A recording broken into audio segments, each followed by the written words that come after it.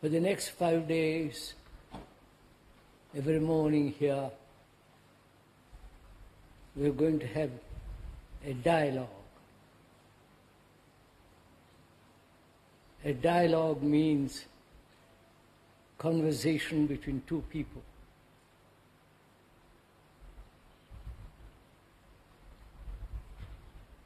Two people who are concerned about their life,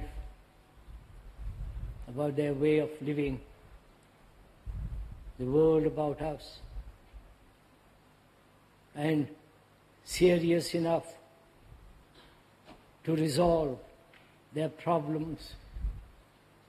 And so they are investigating together through a dialogue. Dialecticism is the art of investigation the truth of opinions. The truth of opinions. That's called dialectics. And opinions are judgments, personal evaluations, points of views, and I don't think you can find truth through those means. But perhaps if we are serious enough and concerned and committed to the investigation of our own problems, not theoretically, not in abstraction, but actually that which is happening. And two friends are talking over together about their problems, investigating and hoping thereby to resolve their problems. I hope that's clear.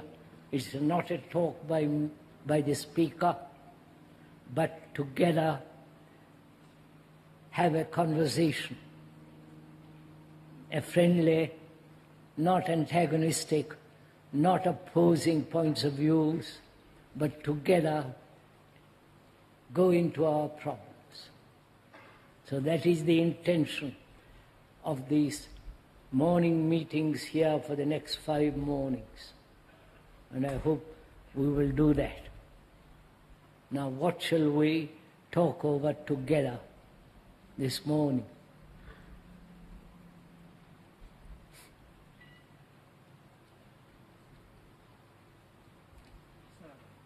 Is it possible to observe thought as it occurs in the present, or when there is observation, the thought is already past? Is it possible to observe thought as it is happening, or to observe thought as it has passed?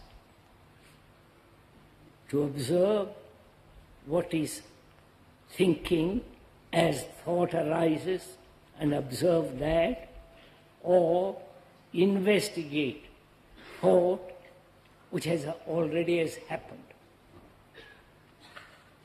Any other? Please, let's put lots of questions and see which is the best of them, and take one and work it out completely together. Go to the very end of it. So that is the first question.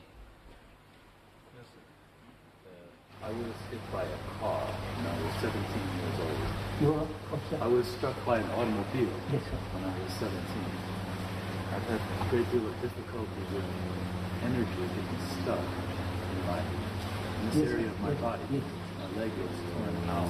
Yes, I understand. And I listened to you for quite a few years, understand about not identifying with the problem.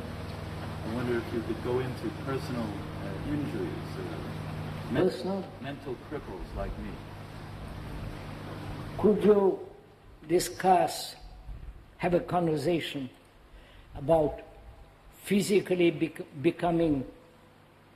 being incapable or having pain, and does that affect the mind?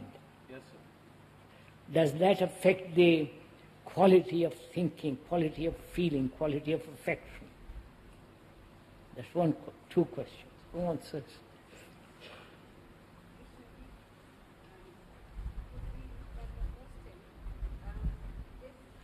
Would you mind talking a little louder? Is psyche still in the things of the mind only, or has it anything to do with truth? Is there universal psyche? What is this psyche we talk about so often? Does psyche have anything to do with the mind, or is there universal psyche? Psyche? Yes. Psyche of the mind and universal psyche. Is that it? Please, Avanti. The difference between the me and individuality. The me, And individuality. the individuality. All right, sir. The me and individuality.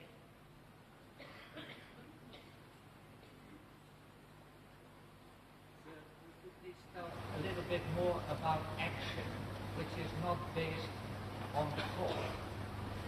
Would you talk or discuss, have a conversation about what is action? Whether there is an action which is precise, accurate, and not bring about further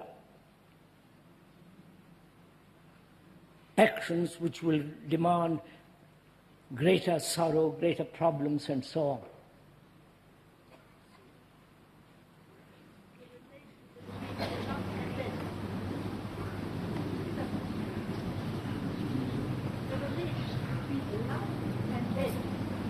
Between Love and death. life and death. Love and death. What is the difference between love? The relationship. No, all right. What is the relationship between love and death? No, just a minute, just.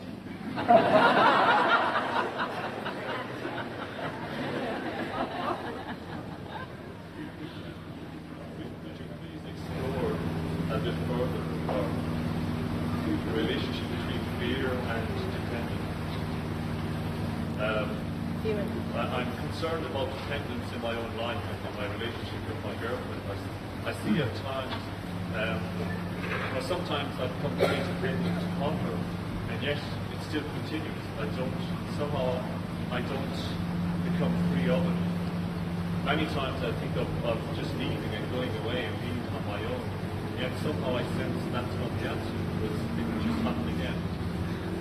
And yet there are times when I see clearly my own dependence, and yet I'm not free from it. And also this tremendous fear. You have to make your questions, please, short. Relation between fear and dependence. Fear and dependence. Paura e dipendenza da paura. Freedom. What is the relationship between fear and dependence? Could we discuss ambition and why we are so insensitive in our daily lives? You want to say? Ambition and insensitivity in our daily lives. Ambition and Sensitivity. insensitivity in our daily life. Now, just a minute. Which of these questions shall we talk over together? The gentleman asked, Is it possible to observe thoughts in the present? the gentleman asked, is it possible to observe thought as it is taking place, or observe thought as it is over? The other question is, one is physically affected through an accident, through a disease, certain forms of illness, and does that affect the mind? And the other question is, what is the relationship between love and death? And you said, is the personal psyche or the universal psyche? And that gentleman asked, what is the relationship between fear and dependence? Now, just to end your question, sir, which was action. Is there an action which is so totally complete that doesn't leave regrets, anxiety, pain and sorrow and all that? Now, which of these questions would you like to talk about? If we discuss dependence, would that cover many of the questions? What's that? If we discuss dependence, would that cover many of the questions? If we discuss dependence, would that answer many of the questions? Or would you discuss action?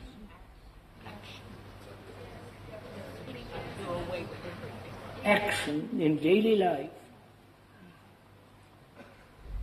the doing, the way of behavior, the way of conduct, the way of a relationship in which all action takes place. Is there an action that is so totally complete that it doesn't leave a sad remembrance? Is that the question, sir? The one? Or a good, no remembrance at all, I think. No Yes. remembrance. Shall we discuss that? Or do you want to discuss something else?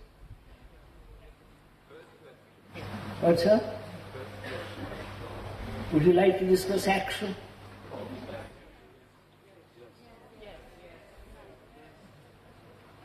Huh? Yes. It's not my way, whatever you want. All right, let's talk about action. Perhaps in that will include thought. What is the relationship between love and death? Fear and dependence, and physical illness affecting the mind, and the psyche and universal. Can we do this? Do you want to do this? Please. Right. What do you mean by action? What do we mean? Please, this is a conversation. Don't go to sleep. This is a conversation between you and the speaker. Together. I am not investigating, you're just listening. Together, we are going to find out if there is an action which is so whole, complete, total, that it doesn't leave a single shadow of pain, regret, grief, hurt, and all that. Right? So, what do we mean by action? Please, sir, join with me.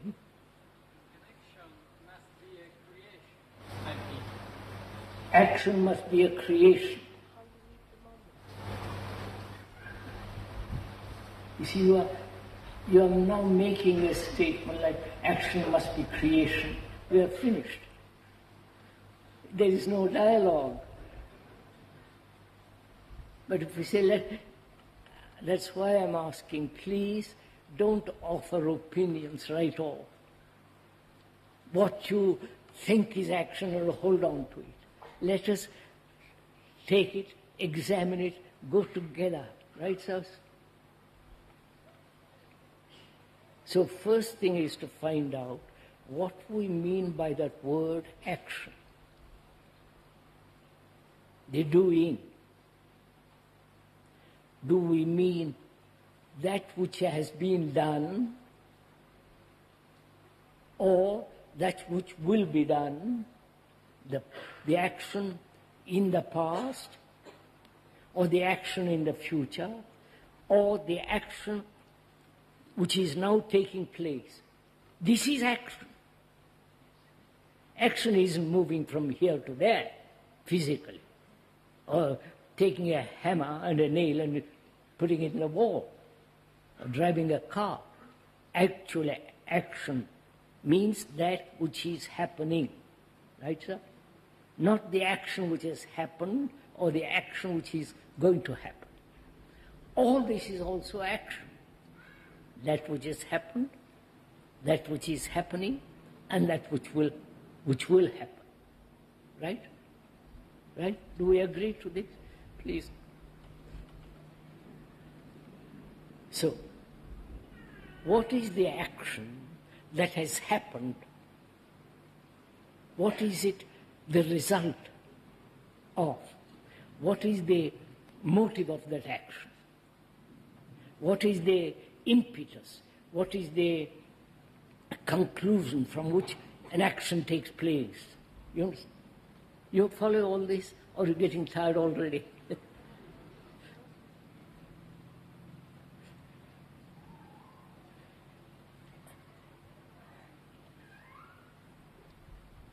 Action has some kind of motive, pleasant or unpleasant, rewarding or pain, or under pressure, driven by various influences. So one has to find out what we mean by action. Is there an action which is not, which has no motive, which is not under pressure, which is not threatened and therefore act, which is not a rewarding and therefore painful? So one has to look at the word very, very carefully, if you are willing. This is a conversation. Right? Most of our actions, as one observes, is based on a remembrance. Right? Or on a desire. Or on personal reward or punishment, or an action based on an ideal, or on a belief, and so on. Right? So, please watch this for your, let's examine it together. If an action is based on an ideal, on the future, that action is conforming, adjusting, or imitating the ideal. Right? Therefore, is that an action which is whole, complete, without leaving any mark of hurt, regret, and so on? You follow? So what is our action, yours and mine, the speakers, in investigating? What is our action based on? Pleasure, fear,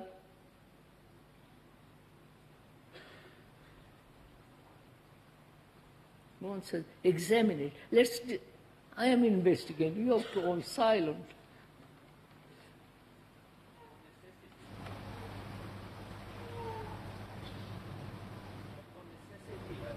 What's that? Necessity. Reward, that is a necessity.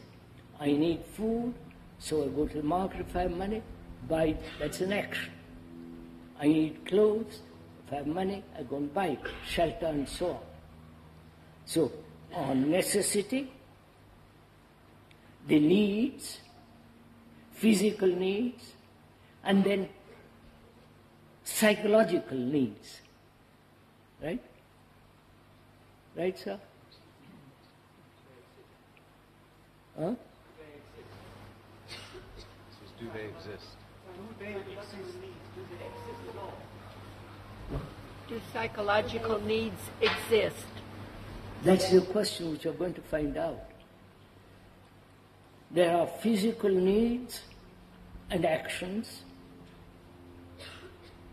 and actions based on what we consider psychological needs.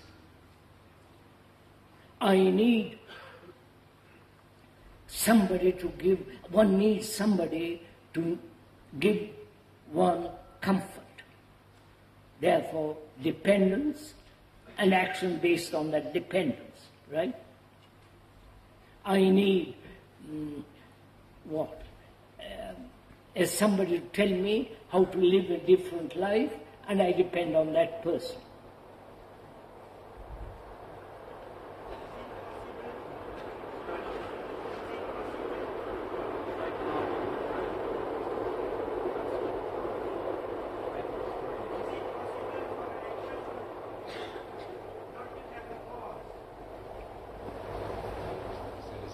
Possible for an action not to have a cause. I can't hear the train is the voice. Is it possible for an action not to have a cause? We're going to go into all this. Go step by step, please. You see, when you make a statement like that is there an action without cause? You're asking a question which is hypothetical, and the answer must also be the hypothetical. But if we go step by step, slowly examining, doing it as we are going along, then there will be no theoretical problems at all. Right? So please have considered, in discussion, in dialogue, don't jump to something. See what our actions are based on first. What is actually going on? Either physical needs, food, clothes, shelter, and labor required to earn the money to have those, and psychological needs. It is a fact. This is what we have. Physical as well as psychological. And action are based on these two. Right? One recognizes physical needs are absolutely necessary. Either you work, factory, digging in a ditch, teaching, carpentry, science, business, doctors, not politicians, and so on. And that is necessary. As society now is organized, we all have to work from morning till night for years and years and years. Just look at the tragedy of it. You may not like it, but it's a fact. One goes to the office, factory, whatever one doing physically to earn money, when you are from the age of 20, 15 till you are almost dying, day after day to the office, and so on and so on. That's how our society is organized. That's a fact. Do we call that action, sir, or is it reaction? Do you call that action or reaction? It is both, because I need food, and if I don't get proper amount of money, labor, I am jealous, anxious, all the rest of it begins. Therefore it's a reaction. So there is the physical need. Then one's actions are based on psychological needs. Please go into it. Is psychological need different from desire? We're coming to that, sir. Is psychological needs, are they different from desire? Perhaps not. Or they are. Let's examine it. Let us first see or recognize and accept as a fact that we need, apparently man needs, human beings need. The need may be false, we'll find out. The need for psychological action based on psychological needs. That is, one needs belief, one needs a certain forms of conclusions, certain opinions, points of view. You need nationality, hierarchical approach, you need all these. Please don't deny it. It's a fact for most people. You may not say, well, I don't need any psychological, I have no necessity, psychological necessities. That would be the most rare thing to say, right? So we must find out for ourselves, do we have these things as a need? Belief, opinions, judgments, conclusions, images, religious and otherwise, religious and images created by the hand and by the mind. You follow all these? Are these needs? What about despair? Action comes from despair. Action comes from despair. What about anaction? That comes from. Huh? What about anaction? That comes from. So, look, first let's look at ourselves, sir. What are your psychological needs, and are there actions born of those needs? Sir, I think that what I heard so far, it seems that the necessity has to be there for an action. And there's always a necessity for action, in some way or another. That's what we're inquiring. You're saying there must be some kind of necessity, need for action. We said we need for physical needs, there must be. But we are questioning whether we need or are there necessities psychologically for action. I question it. I'm not saying you must accept it. I say I doubt it. I am not sure. You understand? I'm examining it. One is not dogmatic. I don't take a position. I don't refuse to move from a conclusion. What we are trying to find out is, what is action? We see action in the physical needs and action based on various forms of opinions, judgments, conclusions, convictions, experiences, beliefs, dogmas, dependence, and so on and so on, psychologically. And the speaker says he questions it. You understand?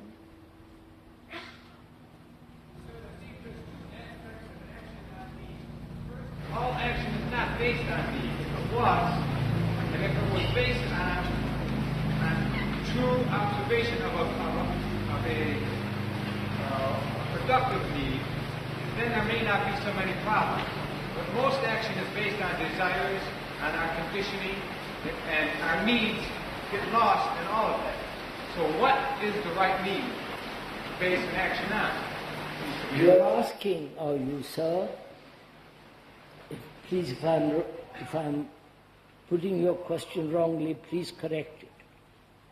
Are you saying that we need psychological? No, I'm saying that all action is not based on needs. I'm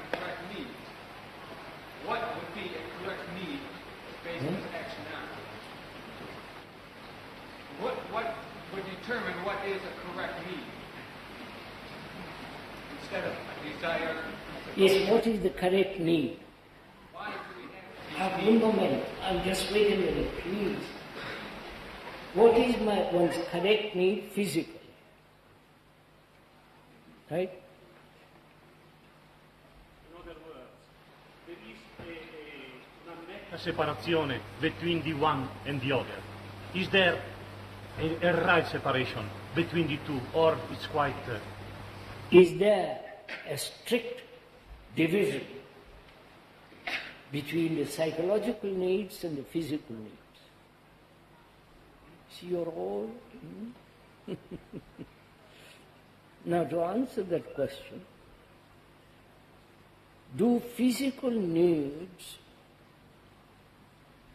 go over to the psychological needs?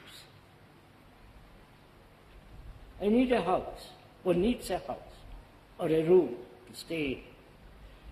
Then, in that room, one gets attached to the furniture. The attachment to the furniture is a psychological need. Right? Because without that furniture, I feel a bit uncomfortable. So is there a demarcation at all? You see, unless you please go into this step by step, you won't answer this question so quickly. We are talking over together as two friends, investigating together, dialogue, as a conversation. What is action? We have said so far, they're the actions based on the needs, physical needs. One needs a shirt, a pair of trousers, or a dress, or this. One needs that. Unless you are nudist, then it's all right. You need to have food, and to have food you have to work. Enough money to buy, go to the market and so on. And you need a room, a house. But the need for a house becomes very important. One isn't satisfied with a room, one wants a beautiful room. One wants pictures in it, and old antique furniture, if you can afford it. Then as you have invested money in the antique furniture, in a lovely room, with a lovely vase and pictures, you are attached to it. And then you say, I need those. Right? I can't live without a picture in the room. And it must be either a copy, an original, and so on, so on. That is, gradually, I begin to depend on those things. So the furniture is me. Right? Do you question that? I am attached to the furniture, and I don't want you to spoil it. Don't put it in the sun. Don't scratch on it. I am wholly dear. And that furniture has become me. Right? And I act from that. So, we are going next step. Is there a necessity for psychology to exist?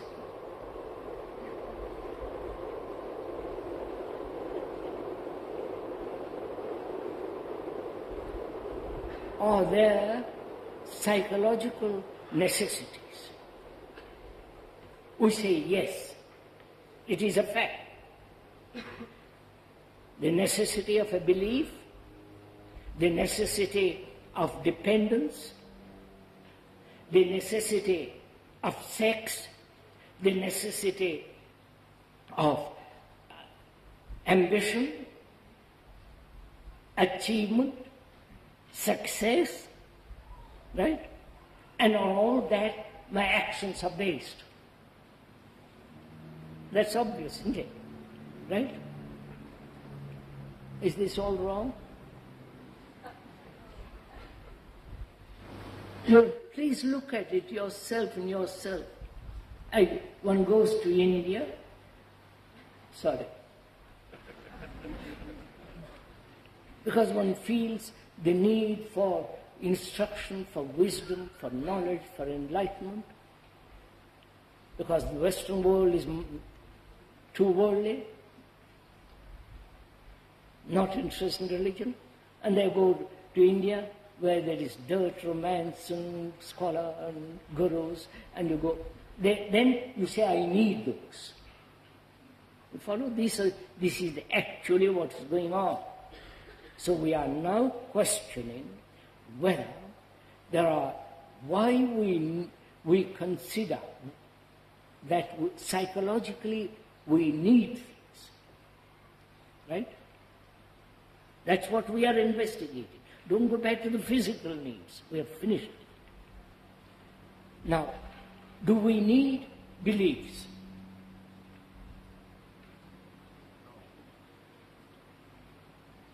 The gentleman says no. That means you are free of beliefs.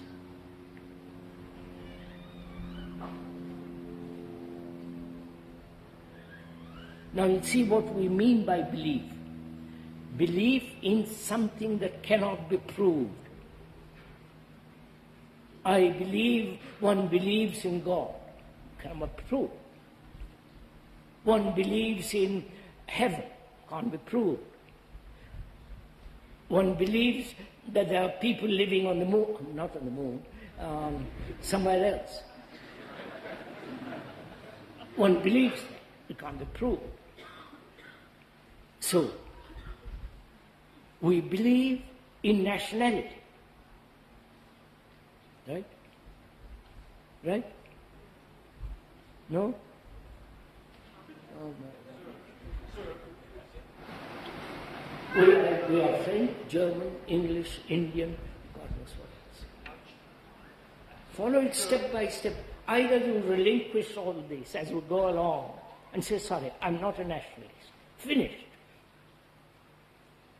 Sir, may I ask some questions? Don't we have to ask ourselves first where those needs come from? Where we're going to go into that.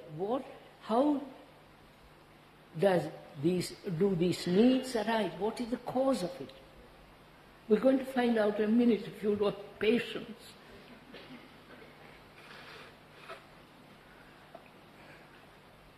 So beliefs have become necessities. Talk to the Catholics, to the Protestants, to the Christian world that believe in a Jesus, Savior, and all the rest of it. They believe. Right? And you go to India, they also have their gods, they believe. So why do they believe? In something that cannot be proved. You understand? That has no validity. Why do they believe? Come on.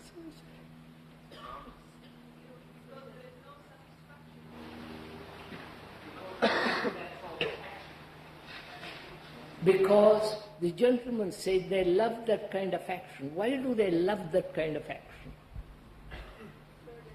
Give us security to think. Go into it, please. You inquire into yourself. You believe, don't you? If you're honest in something or other. Or you don't believe and you go to the other extreme, which is the same. You understand? I don't believe in God, I'm an atheist. Which is, and both take a stand. You understand? You know what I mean? Take a stand. That you both remain convinced of their conclusions. So, the belief in oneself is the same thing. Belief in oneself. All right, let's take that. Belief in oneself. What is oneself? Oh my God. What is oneself? Please, no, investigate it. Please talk it over with me. So we try to find security in something else, like a belief. Sir, the gentleman said, I believe in myself. So what is the thing you believe in? Just look at it, sir. Look at it, examine it. Do you believe you exist because you have a body? Yes. Do you believe in yourself because you have certain emotions, certain conclusions, certain points of view, certain way of behaving, certain idiosyncratic activities, nay, for bank account or no bank account? Because all that you believe in? You don't even, please examine it. When you say, I believe in myself, I say, what? This is a strange thing to say. What do you believe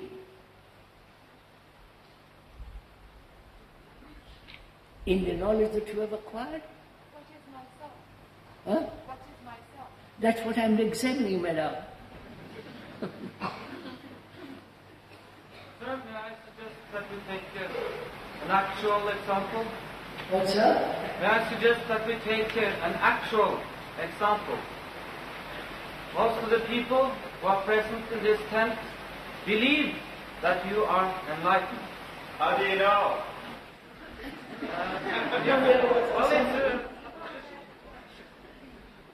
Please, sir, we're not talking who is enlightened, who is not enlightened, and how do you know. But we are talking about a man who says, I believe in myself. I said, what is this strange conclusion? There I say, who is yourself in whom you believe? Therefore, let's say that I believe that you are enlightened. All right, you sit down with that. Please, sir. May I have a few more words into this? Just a few. Okay. Let's say that I don't believe that you are enlightened. I don't believe that you are going to help me. So I don't have the belief that you will in any way help me. Why So, are you here? I would like to go back.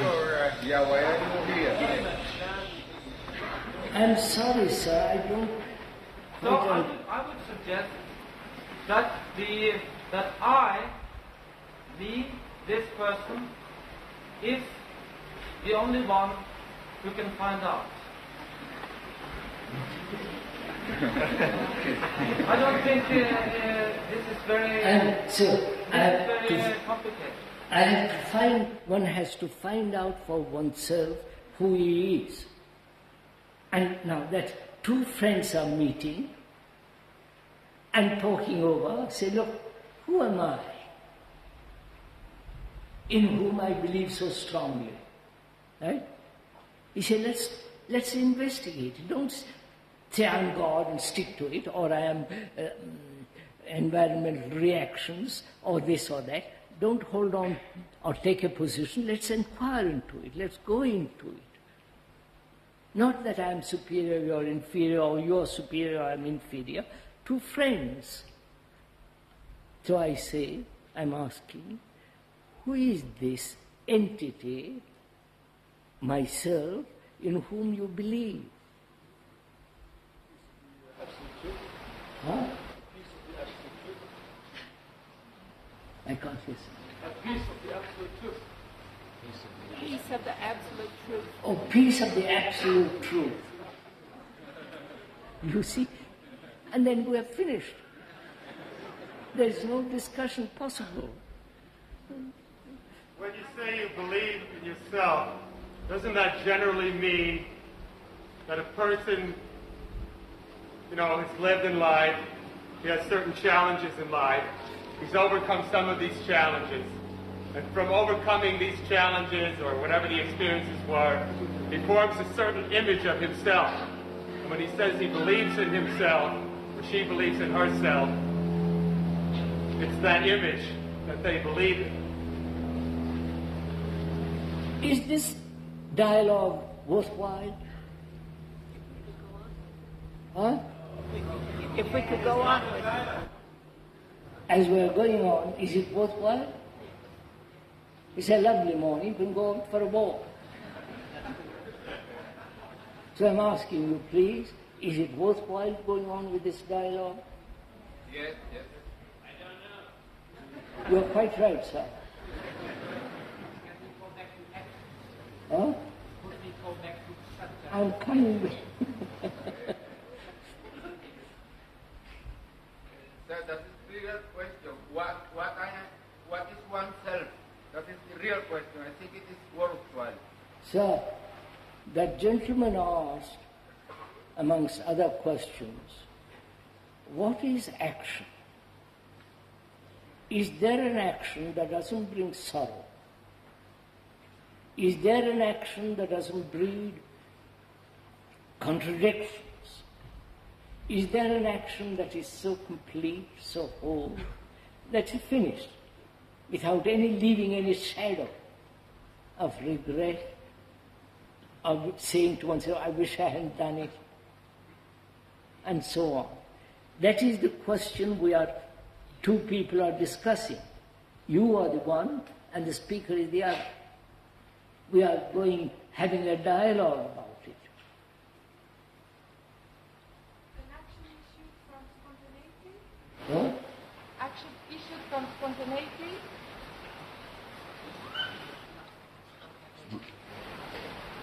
Action is spontaneity, born of the spontaneity.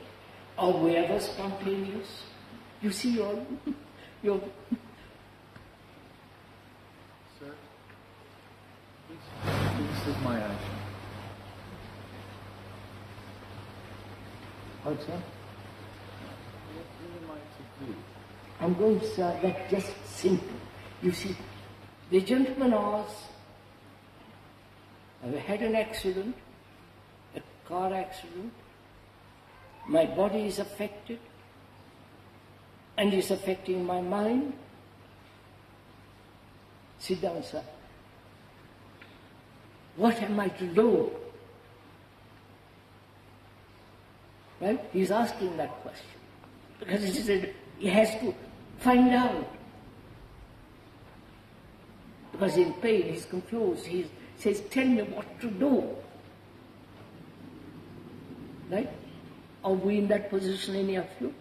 Or is it also casual dialogue that you listen and you will do nothing about what you have listened to?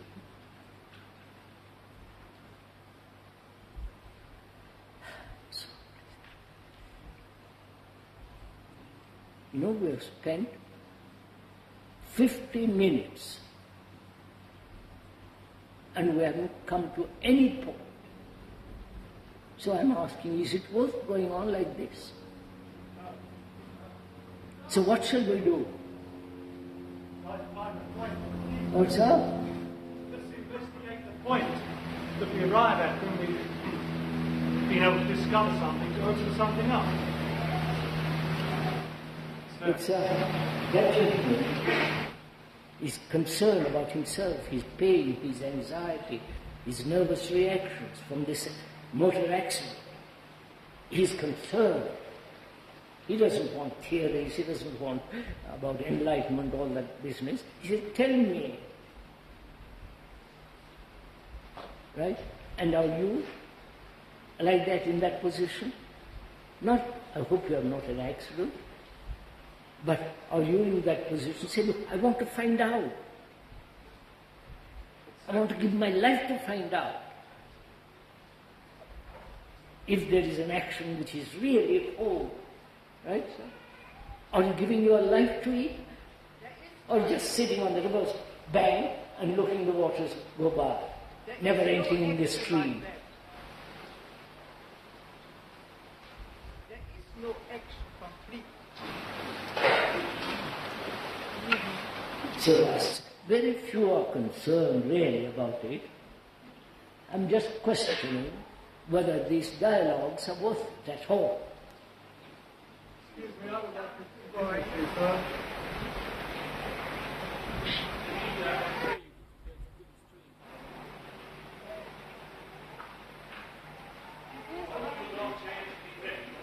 Discussion.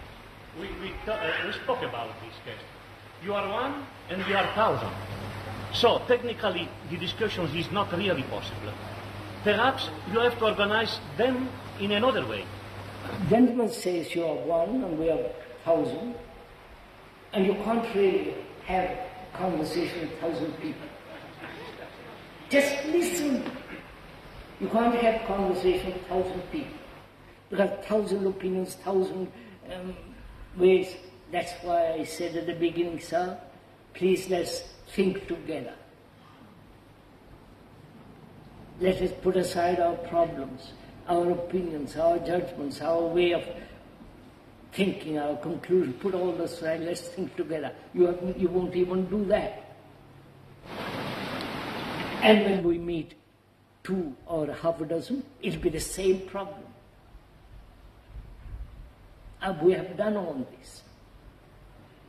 In India, in Holland, in America, groups, small groups, big groups. But nobody gives his life to find out. Just discuss one problem? Can we not just discuss one problem? I am doing one problem. That is the one problem I am discussing still. That is, when a body is affected by an accident, why does it enter into the psychological, mental state? Right, sir? Yes.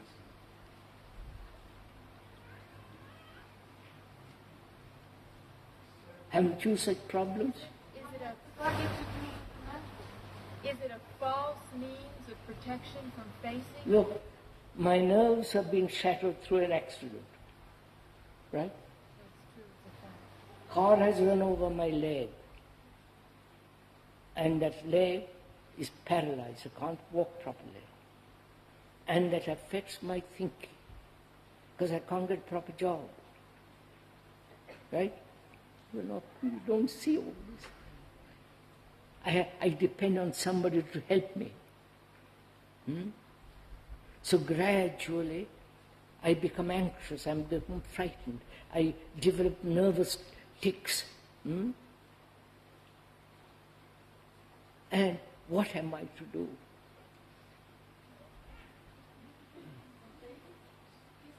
Myself. The question is my body myself? Huh? The question is my body myself? That's what we are discussing, madam. We talked about it. But you all refuse. You want to go off in different directions.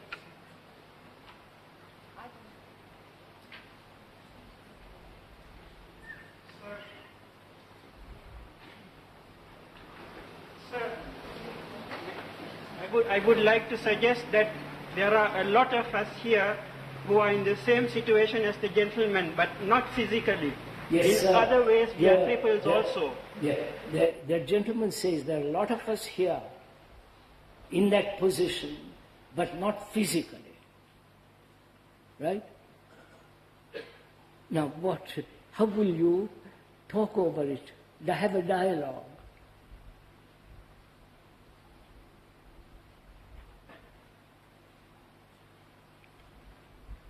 I say that only to say that I think the dialogues are useful for us, for me in any case. What's that? The conversation is very useful for me. Yes. Look, sir,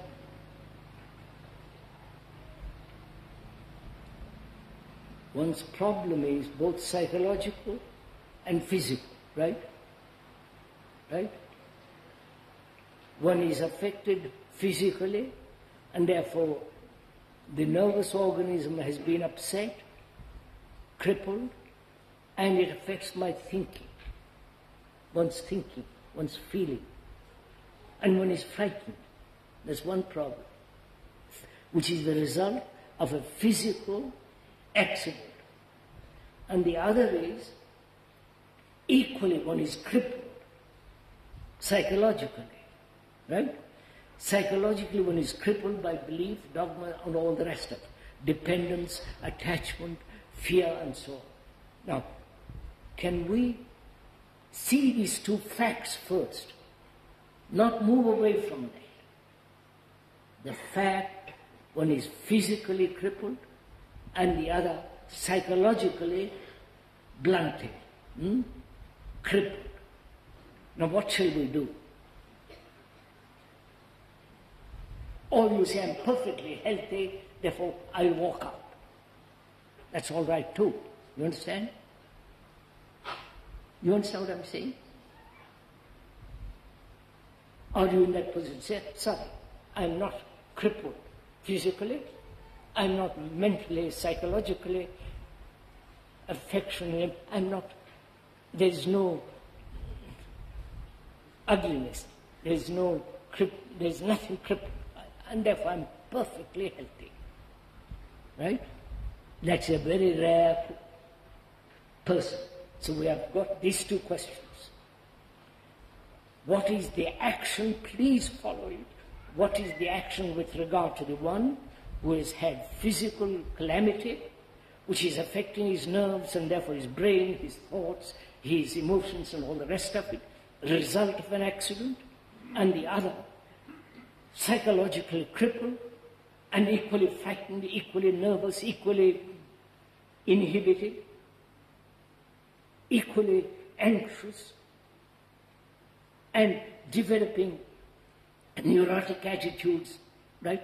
Both are similar. One you think is physical, the other is psychological.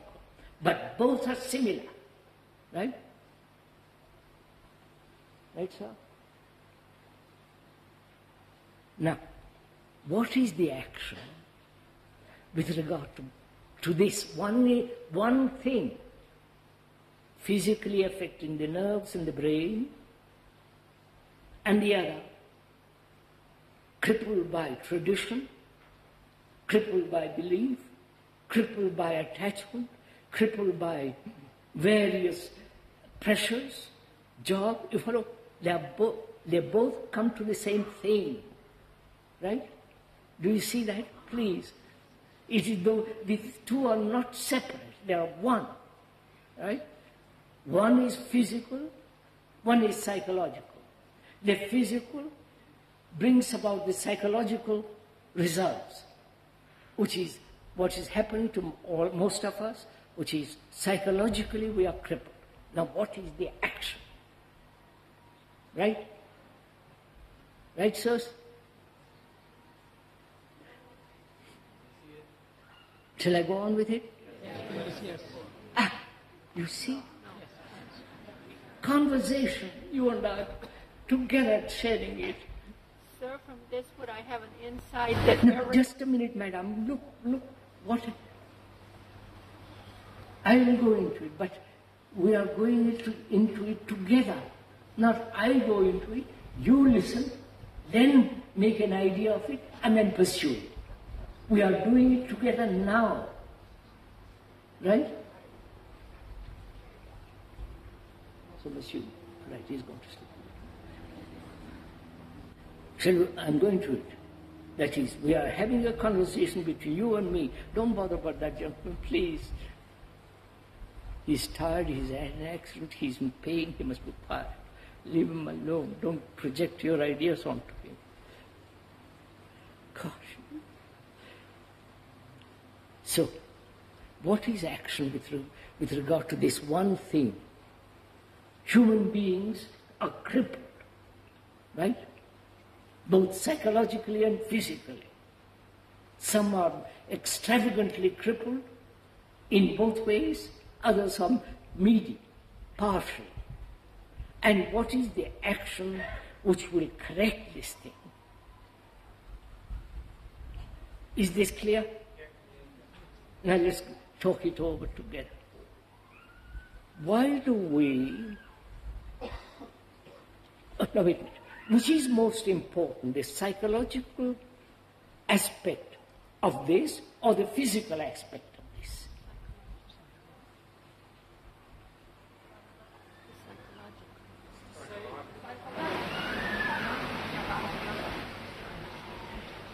If I know or am aware that I am psychologically crippled, and because I am psychologically crippled, it gradually affects my body. I have nervous responses, my nerves are on edge, and gradually develop a sense of isolation. Follow? All the rest of it follows. If I am physically, it is the same thing.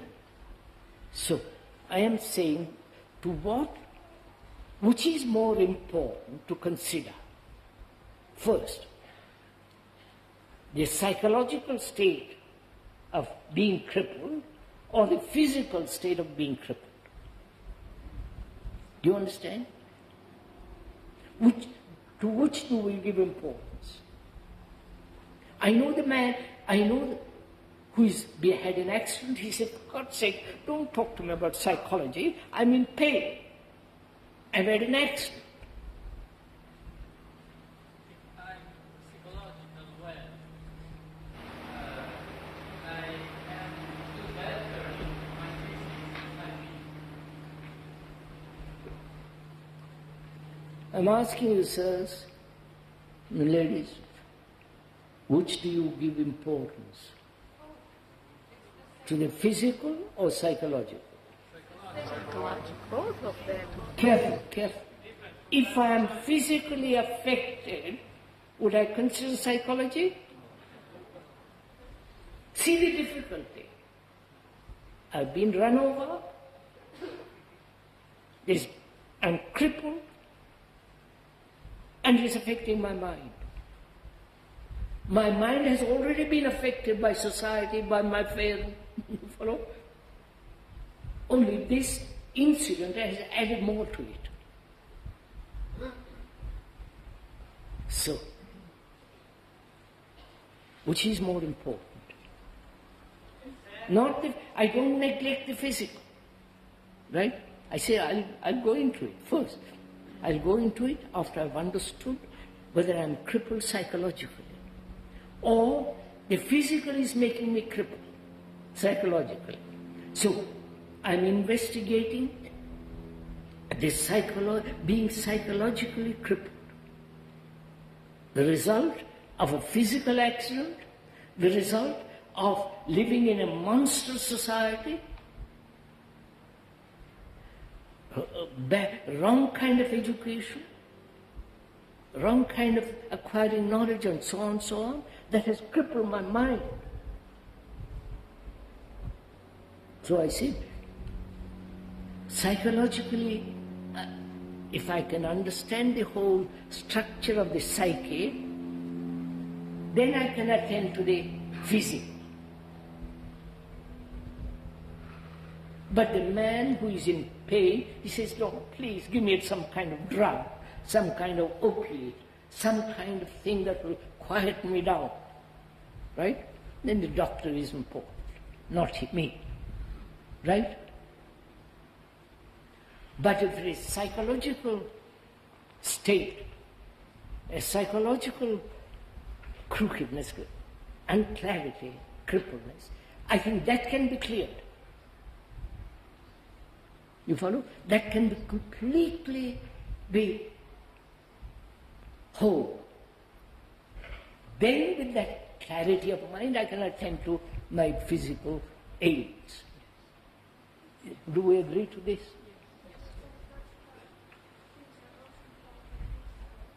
In relationship with violence or things like that is much more difficult. And then with the action, when the action moment is immediate and later goes down again, this regression, then you get a vicious circle that you feel it much more, you feel pain much more, it's because it's the regression and you have the image of the good time before that one. Perhaps somebody who's heard will be close near to you can explain what you have said.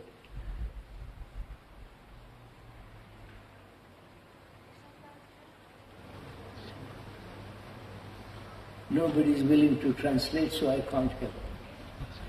So I'm saying myself, can this psychological, this being crippled psychologically, can that be made whole? That is the question. Which needs action. I can't sit down and say, I'll make it whole. Or go off into a monastery. It can't be done. It needs action. I have to do something. Right? Sir, I'm sorry to interrupt, but I feel that now we are putting our foot into an old trap. And the trap is that we sit here and watch you perform. We are perfectly sure, we know it, we've seen you do it 100 times. We know that in half an hour, you can totally break out of all the psychological attachments. Yes, sir. And probably physical and spiritual and everything else. Unfortunately, sir, I don't know, maybe I'm odd man out. If so, I may sense a certain hostility on the part of some members of the audience who may feel that I'm throwing a spanner in the works. They want to watch you break out into on cloud 9. If so, I don't want to interfere with them. I'm happy to leave. Avanti, sir. Go on, sir. My position... Sir, I'm listening to you. If they are antagonists, let them be. That's right. They Come can on, say sir. so and I'll leave immediately. Come right. on, sir. So, sir, as I see it, it's like this. 10 minutes ago, after having spent 50 minutes, you came to a point where you felt that we were all just pussyfooting around with the thing, talking theoretically, not really having the least bit of gumption to get into this thing. All we wanted to do was theorize and watch you do the trick. Then, in despair perhaps, you seemed to have washed your hands of the whole thing, resigned yourself to the fact that we were a lot of useless nincompoops, and decided to have a dialogue with yourself, which is what you have been doing for a long time. If so, it seems to me that it can only harm me, because watching you have a dialogue with yourself is very entertaining, maybe a bit instructive. I've seen you do it a lot of times. But it's not going to get me anywhere. No, sir. Quite right. Since it seems as though this is the only choice, either we've got to have the gumption to have a proper guts, a real dialogue with you, which means we've got to care about this thing, which means we have to stop saying how much benefit we're getting and please go along and carry on and nobody should interrupt and so forth. I mean, even when our friend Christian interrupted and said that he feels that most people here look on you as an enlightened person. You didn't want to go into all that, but it's perfectly true. We do look on you as an enlightened person. Unfortunately, the fact that we do so means that we can't listen to you at all. That's all. And I don't think we are listening to you. Yes, sir, I know this. So now just tell me what I should do, put me out of my problem. Because to carry on sitting here, I feel I just have to listen while you do your act. It's a marvelous act. I want to be in that chair. I don't want to listen to you do it. I know you can. Sir, I made it perfectly clear. All normal talks that please there is no authority. Don't say what other is enlightened and all the rest of that business. I said, look at yourself. Right, sir? Be serious, be committed, put your whole mind into it. Right? Quite right, sir. I have been saying this at every meeting. I don't blame you at all, sir.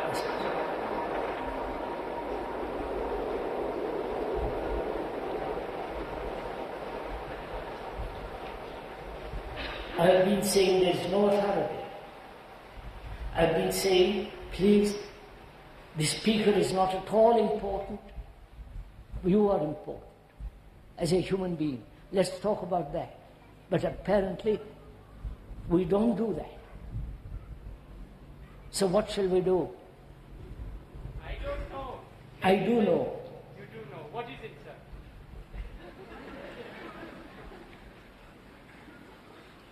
Give me any answer other than having a dialogue with yourself. No.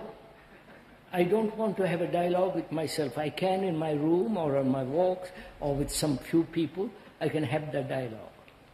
That's not what is kind of dialogue one wants. What is important, what is necessary, that you, all of you, put your mind, your heart into this. Not say you are enlightened, we'll listen to you, wipe all that out. Right, sir? Quite right, sir. But what am I to do? Sir, look at it.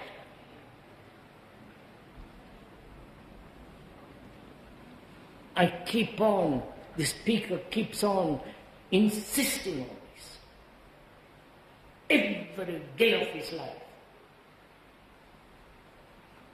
Don't follow, don't imitate, don't conform. Think it out, observe. But our whole conditioning is the other, right?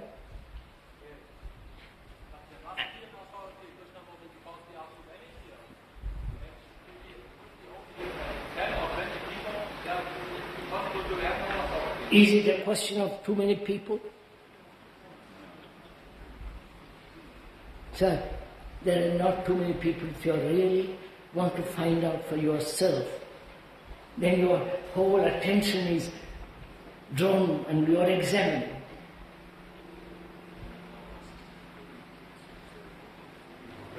Somebody must be in charge. We believe that, and so it stops us from really listening. I'm not the chairman. I'm not taking charge of each one of an audience. I say, please, let's work together. I say, let's think together. Platform, sitting for the speaker on a platform has no meaning, because it's only for convenience. Forget all that. Let's think together. But you won't even do that. What am I doing? I experience that you're doing it again. You're expressing your frustration. You're expressing perhaps the disappointment about the audiences, as it's been for years and years and years. I think the same thing will probably happen tomorrow and the day after. I'll be finished quickly. I've been waiting to meet you or to experience you in person for quite a while. I read a book written by Ron Landau about his meeting with you maybe 30 or 40 years ago. The same frustration, the same anxiety, the same disappointment you expressed to him then, you're expressing now. What I experienced in the book was a man of real love, of real humanitarian concern. What I experience on stage now is an older man who makes side comments, who's frustrated, who says, what's going on? I think that we can continue, but it's not going to change. There has to be a different format. The question has to become more pertinent, more vital. But sir, you say person should become more vital, more personal, more intense. I'll do it. Why don't you stop speaking? Why don't you stop? Why don't you stop speaking and leave us to it? Delighted. Why don't you, wait a minute. Why don't you stop speaking and leave us in the tent? Is that what you want? To make the people awake, yes. Yes. Then you make them awake.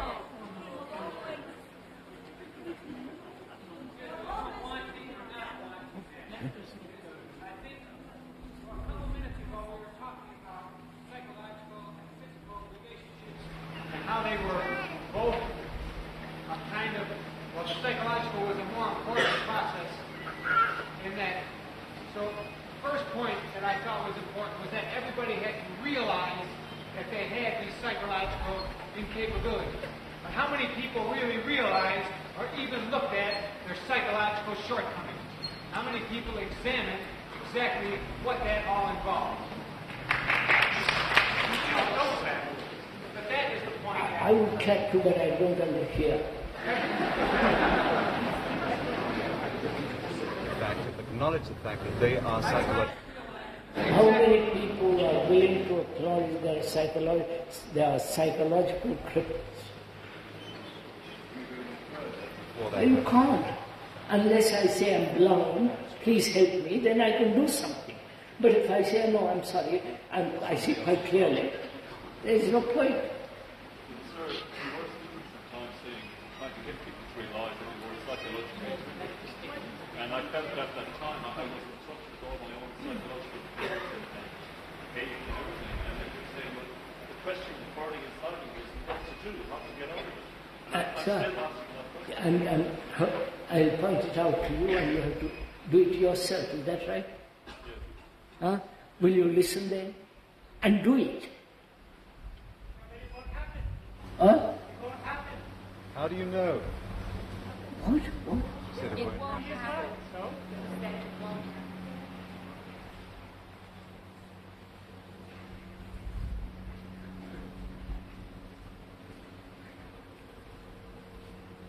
What am I to do? No, please, this is a serious question. You won't even have the courtesy to listen, to find out what the man is saying, and then see if it applies to you. If it applies to you, then say, let me put my energy, my guts, my whole heart into it to be free of it. You don't do that. What am I to do? If you do it, so much the better. Huh?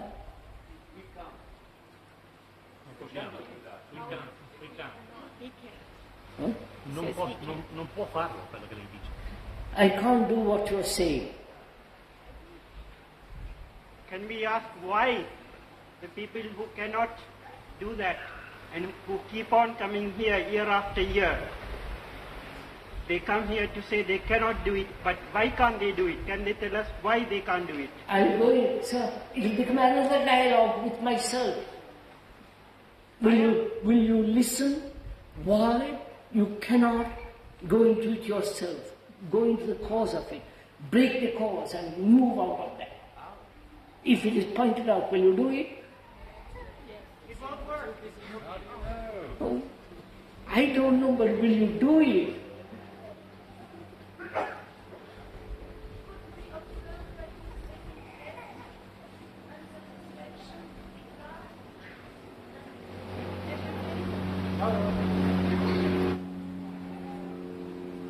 I want to be a good carpenter.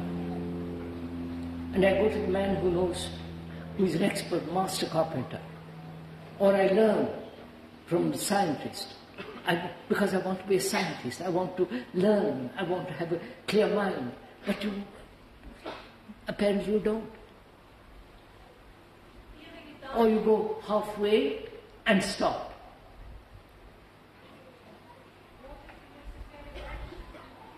Will suffering help you? Will somebody telling you, hitting you on the head? Offering you a reward of heaven if you do this, this, this? So one says to oneself, perhaps somebody amongst you will catch this. Right? Like grain thrown out, it might fall on the rocks, or in a fertile field, or just die by itself. But the man who is throwing out the grain, he can't help it. You understand? He does it. He does it, maybe do it out of affection, compassion, love, and all the rest of that business. And so, he's not concerned where the seed drops. Right? I am doing that, sir. I am doing that. Will you listen? people, you say, this is my problem, I've got to solve it. I'll put my life into it, my energy, my guts, my feelings to find out. Will you do it? Yes. Sir, can we suggest? I would like to ask the gentleman a question. Why will it not work? Could you answer that question? Why it won't work? So let him come and sit down. Please, sir, let's get on with what I'm saying. Don't bother. If their wife who comes and who doesn't come. Look, you've spent your energy telling somebody why you come. And then I'm telling you, will you, as a human being, listen and put your whole energy into this? As you put your energy into earning a livelihood, when you want sex, when you want this or that, you put your guts into it. Why don't you do it?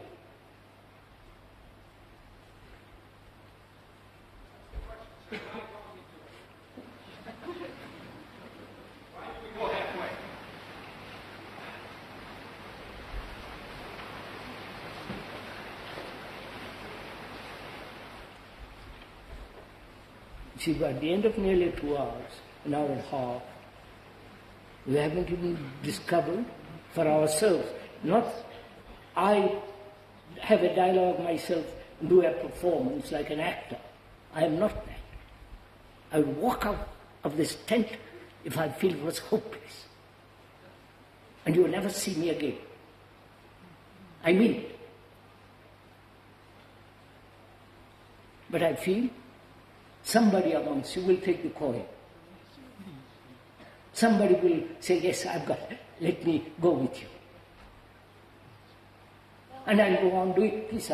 I'll go on doing this all my life. Somebody will catch some far. If you don't, you don't. That's not my business.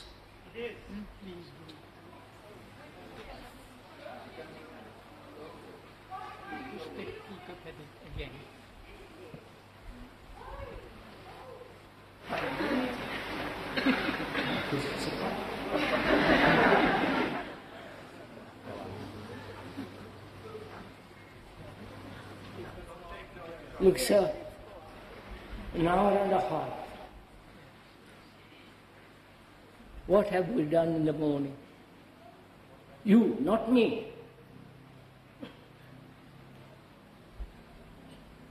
I'm very clear what I'm doing. Whether 2 people listen or 1,000 listen, I'll go on. Or nobody listens, it doesn't matter, I'll go on. So leave me out of it. But if you are willing to listen, go into it. We'll go together to the very depth of it. But you must give your energy. It's like those people having their own particular guru and coming here and say, yes, I'll listen to you. Or having their own opinions, conclusions, and not letting them go. Our relationship is together. You understand? You and the speaker together. Take a walk into the whole psychological world. This is not my performance, it's you. You have to act. Right? So, shall we go on tomorrow? No, if you go on tomorrow, let's do it properly. That you are really serious and want to go into the very depth of it. You, not me. Right, sir?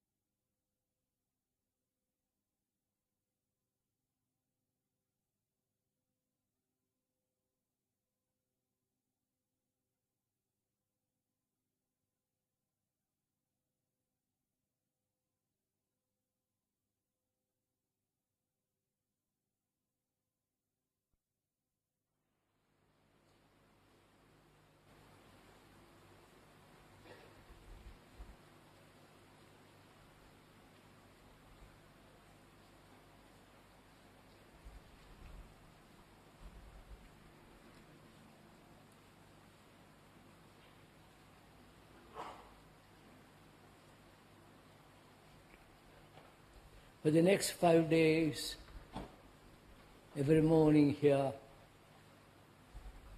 we're going to have a dialogue. A dialogue means conversation between two people.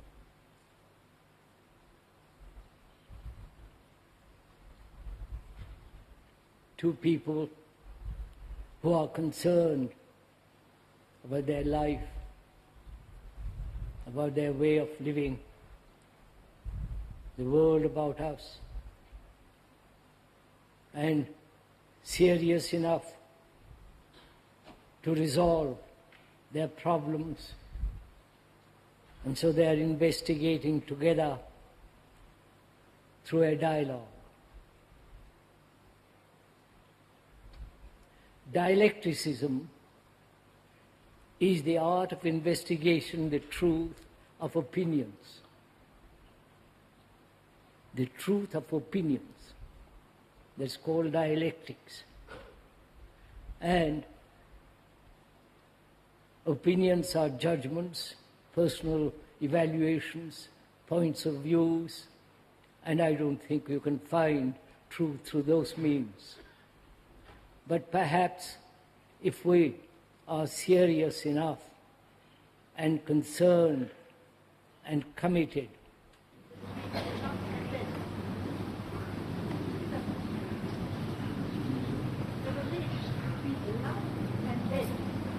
between life and death. Love and death. What is the difference between love? No, all right. What is the relationship between love and death? No, just a minute, just.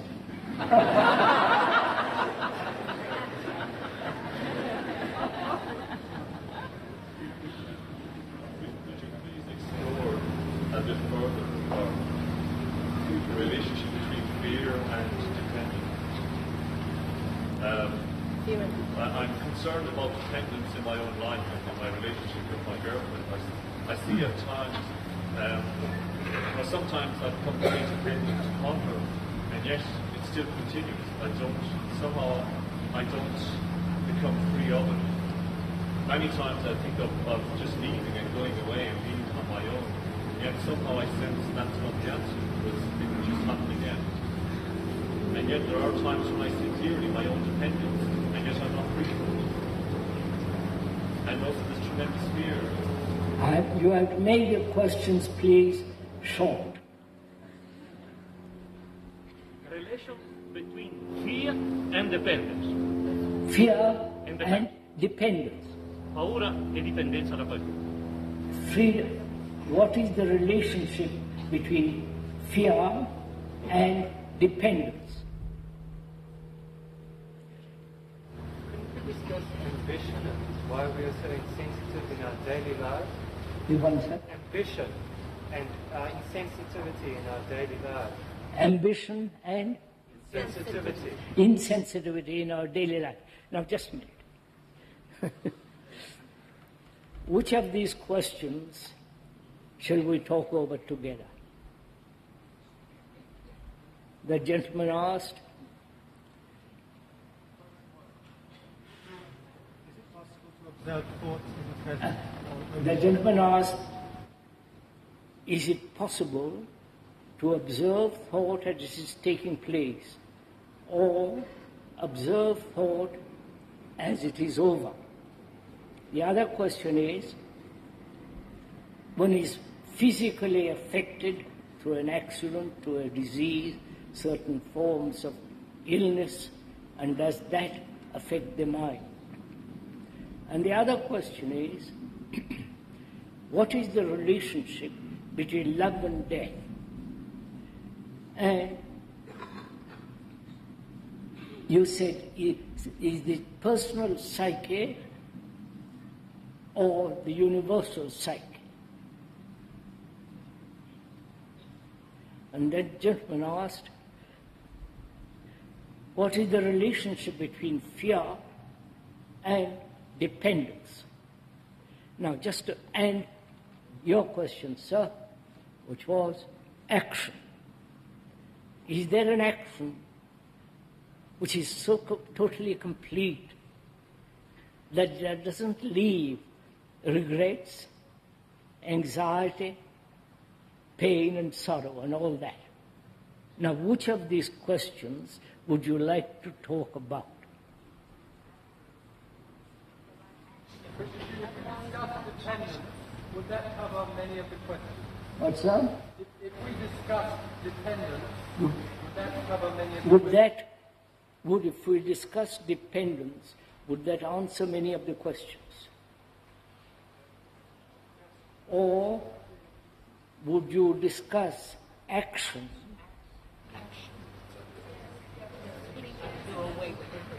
Action in daily life, the doing, the way of behavior, the way of conduct, the way of a relationship in which all action takes place. Is there an action that is so totally complete that it doesn't leave a sad remembrance? Is that the question, sir? The one? All right, good for them. No remembrance at all, I think. No Yes. remembrance. Shall we discuss that? Or do you want to discuss something else? What, sir? Would you like to discuss action?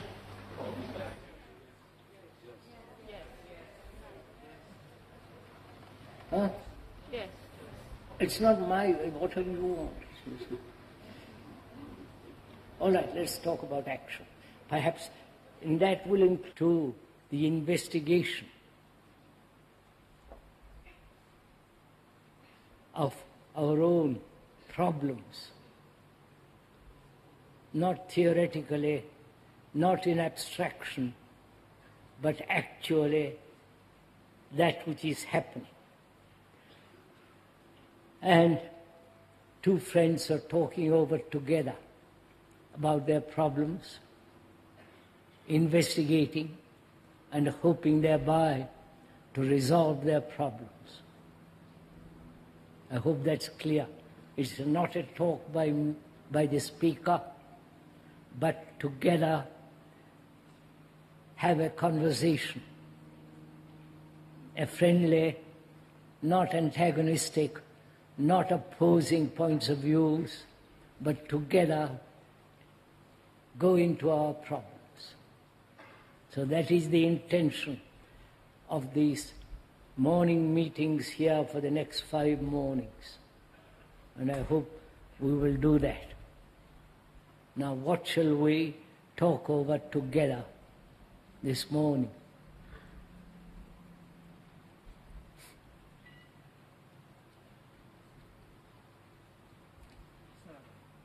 Is it possible to observe thought as it occurs in the present, or when there is observation, the thought is already past?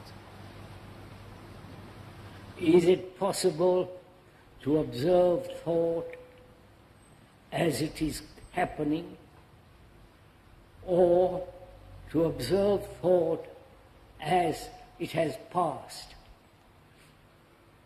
To observe what is thinking as thought arises and observe that, or investigate thought which has already has happened.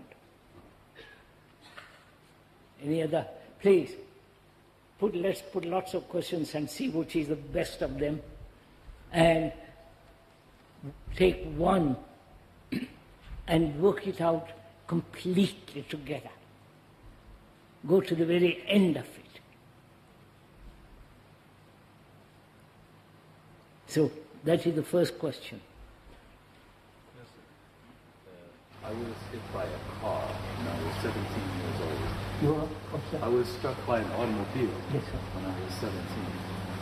I've had a great deal of difficulty with energy being stuck in this area of my body. Yes. My leg was torn out. Yes, I understand. And I listened to you for quite a few years, understand doubt, not identifying with the problem. I wonder if you could go into personal injuries, mental cripples like me. Could you discuss, have a conversation about physically being incapable or having pain, and does that affect the mind?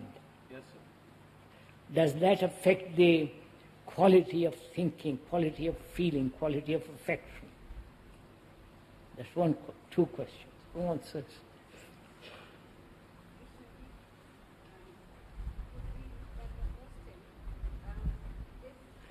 Would you mind talking a little louder? Is psyche still is a thing of the mind only, or has it anything to do with truth? Is there universal psyche?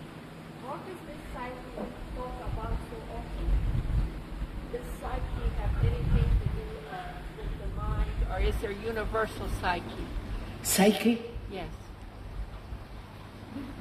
Psyche of the mind and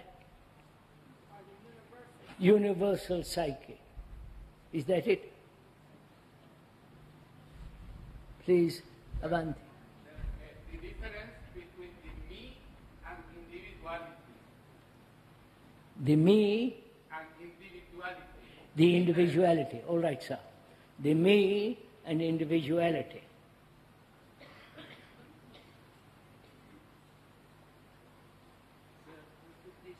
A little bit more about action, which is not based on thought. Would you talk or discuss, have a conversation about what is action? Whether there is an action which is precise, accurate, and not bring about further actions which will demand greater sorrow, greater problems, and so on.